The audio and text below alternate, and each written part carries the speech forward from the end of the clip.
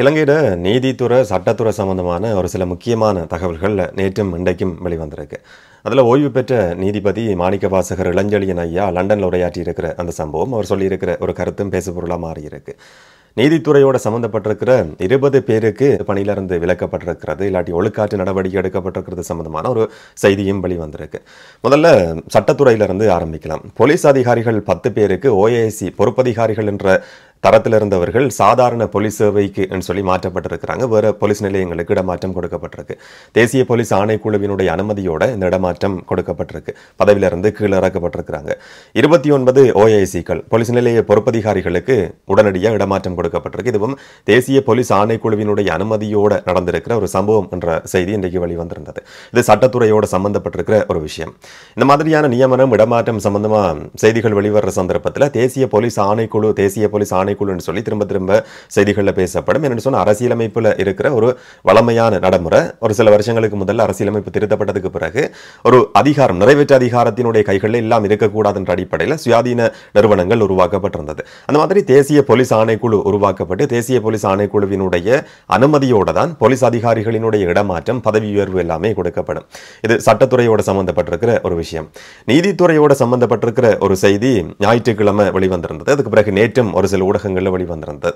Sunday டைம்ஸ்ல வெளிவந்து, அதுக்கு பிறகு லங்காதீப பேப்பர்ல வெளிவந்து, இன்றைக்கு ஒரு சில ஊடகங்கள்ல, தமிழ் ஊடகங்கள்லையும் அது வெளிவந்திருக்கு. ஆனா ஒரு செய்தியாளர், ஊடகவியலாளர் மூலமா உருவாக்கப்பட்ட, இல்லாட்டி அவர்கிட்ட இருந்து வந்திருக்கிற அந்த தகவல் தான். 20 பேர் நீதித்துறையோட சம்பந்தப்பட்டிருக்கிற 20 பேர் நீதி சேவையிலிருந்து நீக்கப்பட்டிருக்கிறாங்க. நீதி சேவை ஆணைக்குழுவினுடைய ஒரு தீர்மானம் என்ற மாதிரியான செய்தி வெளிவந்திருந்தது.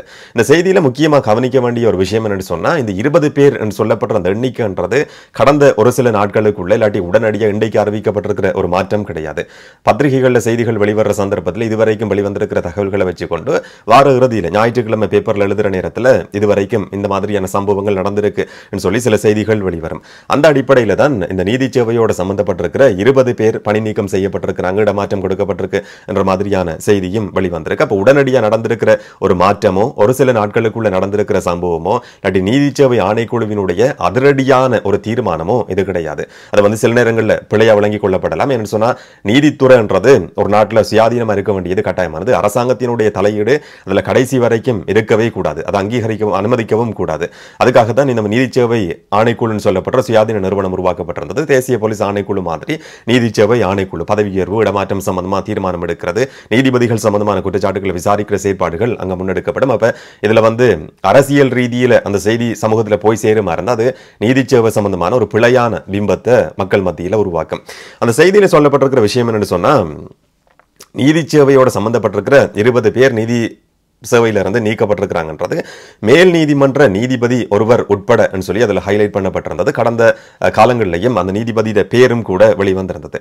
400 குற்றச்சாட்டுகள் அவருக்கு எதிராக சுமத்தப்பட்டு இப்ப அது சம்பந்தமான ஒரு விசாரணையும் நடந்து கொண்டிருக்கு. இதை தவிர நீதிவான்கள், மாவட்ட நீதிபதிகள் உள்ளிட்ட 7 பேர் சேவையிலிருந்து இடைநிறுத்தப்பட்டிருக்கிறாங்க. சிலர் பணித்தட எதிர்நோக்கி இருக்கிறாங்க. சிலருக்கு கட்டாய ஓய்வு கொடுக்கப்பட்டிருக்கு. ஒருத்தருக்கு எதிராக குற்றச்சாட்டு சுமத்தப்படுதுன்னு சொன்னா, அவர் ஓய்வு பெற வயதை அண்மிச்சிருக்கிற நபரா இருந்தா அவர் நீங்க ஓய்வு பெறுங்க, இதுக்கு மேல உங்களுடைய சேவங்களுக்கு தேவைன்னு சொல்லி கட்டாய ஓய்வுக்கு அனுப்பப்பட்டிருக்கிற நபர்களும் இந்த 20 பேருக்குள்ள உள்ளடங்கி இருக்கிறாங்க என்ற தகவலும் வெளிவந்திருந்தது. மேல் நீதிமன்ற நீதியரசர் அந்த விசாரணையை எதிர்நோக்கி இருக்கிற நபர் சம்பந்தமா இப்போ உயர் நீதிமன்ற நீதியரசர் ஜெகதி சில்வா முன்னிலையில் ஒரு விசாரணையும் நடந்து கொண்டிருக்கு. பொதுமக்கள்கிட்ட இருந்து கிடைச்சிருக்கிற ஒரு முறைப்பாட்டுக்கு பிறகு, இந்த நபர் சம்பந்தமா மட்டும் கிடையாது, இந்த 20 பேர் சம்பந்தமாகவும் கிடைச்சிருக்கிற முறைப்பாடுகளுக்கு அமைய இதை பற்றின விசாரணைகள் ஆரம்பிக்கப்பட்டிருக்கின்ற மாதிரி அந்த செய்தியில குறிப்பிடப்பட்டிருந்தது. இதுல வெளிவராத இல்லாட்டி சொல்லப்படாத இன்னும் சில விஷயங்கள் இருக்கு. அது நீதிமன்றத்தோட சம்பந்தப்பட்டிருக்கிற விஷயம்ன்றதால அதை பற்றியும் நாங்கள் கதைக்காம இருப்போம். 2 நாட்களுக்கு முதல்ல லண்டன்ல நடந்திருக்கிற ஒரு நிகழ்வுல, இல்லாட்டி யூகேல நடந்திருக்கிற ஒரு நிகழ்வுல நீதியரசர் முன்னாள் நீதிபதி மாணிக்கவாசகர் இளஞ்செழியன் ஐயா கலந்து கொண்டிருக்கிறார். அதுல தன்னுடைய பதவிக்காலம் நீடிக்கப்படாம சம்பந்தமா மனவருத்தப்பட்டு சில விஷயங்களை அவர் கதைச்சிருந்தார். இன்றைக்கு அந்த வீடியோவை நீங்க பெரும்பாலும் ஊடகங்களில் பார்த்திருப்பீங்கன்னு சொல்லி நான் நினைக்கிறேன். அதில் அவர் குறிப்பிட்டார், தான் ஓய்வு பெற இருந்த காலகட்டத்தில் 61 வயது நிறைவடைகிற காலகட்டத்தில் மேன்முறையீட்டு நீதிமன்றத்தினுடைய நீதியரசர் என்ற பதவி தனக்கு கிடைச்சிருக்கலாம். மேல் நீதிமன்ற நீதிபதியாக இருந்தவர். அந்த காலகட்டத்தில் மேன்முறையீட்டு நீதிமன்றத்தினுடைய 4 நீதியரசர்களுக்கு உயர் நீதிமன்றத்தில் பதவி உயர்வு கொடுக்கப்பட்டிருந்தது. அப்ப 4 வெற்றிடங்கள் இருக்கு. அந்த அடிப்படையில் பார்க்கிற நேரத்தில் சிரேஷ்டத்துவத்தின் அடிப்படையில் தனக்கு அது கொடுக்கப்பட்டிருக்கலாம். ஆட்சி மாற்றம் நடந்ததுக்கு பிறகு ஒரு சில மாதங்கள் தான் இருந்தது. மேல் நீதிமன்ற நீதியரசர்கள் சங்கம் சார்பா ஜனாதிபதி அனுரகுமார திசாநாயக்கவையும் நாங்க 10 நீதிபதிகள் போய் சந்திச்சிருந்தோம். ஒரு எழுத்து மூலமான கோரிக்கை முன்வைக்கப்பட்டிருந்தது. அப்ப தன்னோட வந்த நீதிபதிகள் சொன்னாங்களாம், நீங்க இதை பற்றி கதைக்க வேணாம், நாங்களே சொல்றோம்னு சொல்லி. இவர்தான் மாணிக்கவாசகர் இளஞ்செழியன். இவருக்கு சிரேஷ்டத்துவத்தின் அடிப்படையில் முன்னிலையில் இருக்கிற ஒரு நபர். இவருக்கு ஓய்வு பெறதுக்கான வயதை அண்மிச்சிருக்கிறார்.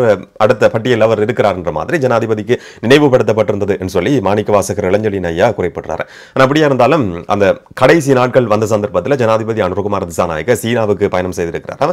நாடு திரும்பினதுக்கு பிறகு 20ஆம் தேதி தான் ஓய்வு பெற வேண்டிய ஒரு சூழல் உருவாகி இருந்தது. தனக்கான பதவிக்கால நீடிப்பு, பதவி உயர்வு கொடுக்கப்படலை என்று சொல்லி கவலைப்பட்டு மாணிக்கவாசகர் இளஞ்செழியன் ஐயா கதைச்சிருந்த வீடியோவை பார்க்க முடிஞ்சது. இதுல ஒரு இடத்துல அவர் சொல்றார், அப்படி காய்ச்சி கொண்டு போற நேரத்தில் இந்த பதவி உயர்வு கொடுக்கப்பட்டிருக்குமா இருந்தா இன்னும் 4 வருஷங்கள் நான் நீதித்துறையில இருந்திருப்பேன். 2 வருஷம் மேன்முறையீட்டு நீதிமன்றத்தில் இருந்திருப்பேன், இன்னும் 2 வருஷம் உயர் நீதிமன்றத்தில் இருந்திருப்பேன். 4 வருஷங்கள் சேவைக்கால நீடிப்பு எனக்கு கிடைச்சிருக்கும். ஆனால் அது ஏதோ ஒரு காரணத்தினால கிடைக்காம போயிருந்தது. ஆனா யாரையும் நான் குற்றம் சாட்டுறதுக்கு விரும்பல. இப்ப இருக்கிற ஜனாதிபதி அனுரகுமார திசாநாயக்க நல்லவர் சொல்லி ஒரு இடத்துல பதிவு செய்கிறார். அதுக்கு பிறகு இது கட்டாய ஓய்வு என்ற வார்த்தையும் அவர் ஒரு இடத்துல பயன்படுத்தி இருக்கிறார். நானாவே ஓய்வு பெற வேண்டி இருந்தாலும் கூட இது ஒரு விதத்துல கட்டாய ஓய்வு என்ற வார்த்தையும் முன்னாள் நீதிபதி மாணிக்கவாசகர் இளஞ்செழியன் ஐயா பயன்படுத்தி இருக்கிறார். ஜனாதிபதி அனுரகுமார திசாநாயக்கிட்ட நீதிபதிகள் சந்திச்ச சந்தர்ப்பத்தில் ஒரு கோரிக்கை இல்லாட்டி அந்த மாதிரியான விஷயம் பேசப்பட்டிருக்குன்னு சொல்லி வெளிப்படையா இதுல சொல்லப்பட்டிருந்தது. இது ரெண்டும் வேற வேற செய்திகள், ரெண்டுக்கும் இடையில எந்த விதமான சம்பந்தமும் கிடையாது. நான் ஆரம்பத்தில் சொன்ன மாதிரி நீதித்துறையோட சம்பந்தப்பட்டிருக்கிற ஒரு விஷயம். நீதிச்சேவை ஆணைக்குழுவால 20 பேர் சம்பந்தமா நடவடிக்கை எடுக்கப்பட்டிருந்தது. அந்த 20 பேருடைய பட்டியல்ல மாணிக்கவாசகர் இளஞ்செழியன் ஐயாவினுடைய பேர் இல்ல என்றதையும் நான் இதுல திரும்ப பதிவு செய்ய விரும்புறேன். சொன்னா இது சில நேரங்களில் பிழையா விளங்கிக் கொள்ளப்படலாம். 2 விதமான செய்திகள், ஒன்றுக்கும் மற்றதுக்கும் இடையில எந்த விதமான சம்பந்தமும் கிடையாது. அந்த 20 பேர் சம்பந்தமா நடவடிக்கை எடுக்கப்பட்டிருக்கு என்றது வேற.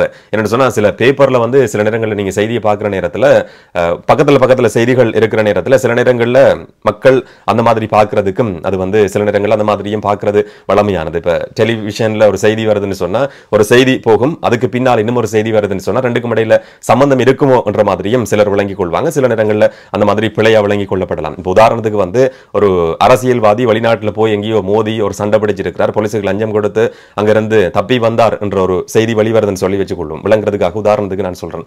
அதுக்கு பிறகு இன்னும் ஒரு செய்தி அடுத்ததாவே ஒளிபரப்பாகும், இந்த நாட்டுக்கு போயிருந்த இந்த அரசியல்வாதி பயணத்தை முடிச்சு கொண்டு நாடு திரும்பினார் சொல்லி அதை பார்க்கிற மக்களுக்கு அப்ப அவர் தான் இவர் என்ற மாதிரி சில நேரங்கள்ல அப்படி விளங்கிக் கொள்ள முடியும். ஆனா இந்த 2 சம்பவங்களுக்கும் இடையில எந்த விதமான தொடர்பும் கிடையாது. அந்த 20 பேர் சம்பந்தமான செய்தி என்றது வேற, அந்த 20 பேருடைய பட்டியலில் மாணிக்கவாசகர் இளஞ்செழியன் ஐயாவினுடைய பேர் கிடையாது.